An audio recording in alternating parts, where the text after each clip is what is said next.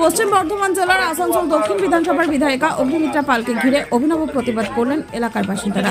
প্রায় 5 বছর পর হঠাৎ এলাকায় দেখা মেলায় তাকে ঘিরে বাসিন্দারা মিষ্টি খাওয়ান ও প্রশ্ন করেন কি কাজ হয়েছে এবং বিধায়ক অফিস কোথায়। তাদের অভিযোগ, এতদিন ডুমুরের ফুলের মতোই দেখা মেলেনি বিধায়িকার। এই বিষয়ে তৃণমূলের জেলা সভাপতি নরেন্দ্রনাথ চক্রবর্তী বলেন, বিজেপি মানুষকে ধাপ্পা দেয়। আসানসোল দক্ষিণ বা কুলটি দুই জায়গাতেই বিধায়িকা অদৃশ্য।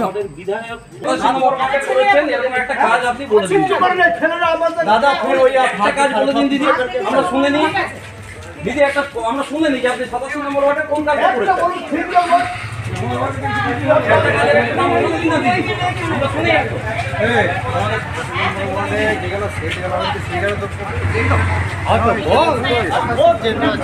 আসানসোল দক্ষিণের বিধায়িকা অগ্নিমিত্রা পালকে এলাকায় পাওয়া গেছে এবং সাধারণ মানুষ তাদেরকে মিষ্টি খাইয়েছেন যে 5 বছর পর আপনাকে দেখতে পাওয়া গেছে। কি বলবেন আপনি? আসলে বিজেপি একটা ধাপ্পাবাজ দল। রাস্তায় বেরোলে মানুষ তো জিজ্ঞাসা করবে এতদিন আসেননি কেন, কোথায় আপনার অফিস। তো আমি ওদিকে ধন্যবাদ দেবো যে ওরা বিধায়ককে মিষ্টি খাইয়ে মিষ্টি কথা বলে ওরা এলাকা ছাড়া করেছে।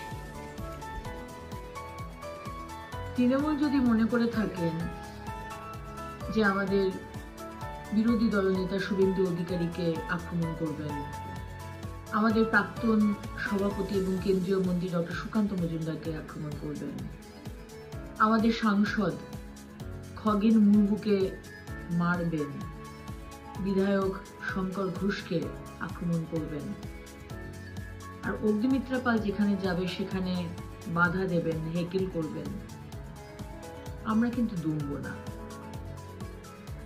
আমি বিধায়ক, আমি হারা বুতো যেখানে হেরেছি সেখানকারও মানুষের বিধায়ক, যেখানে জিতেছি সেখানকার মানুষেরও বিধায়ক।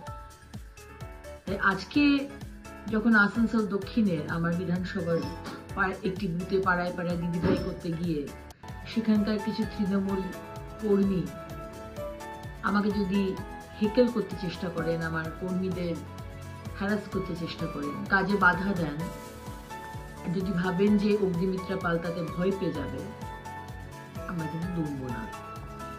কারণ ওই যে বললাম, সমস্ত আসানসোল দক্ষিণের মানুষের দায়িত্ব আমার।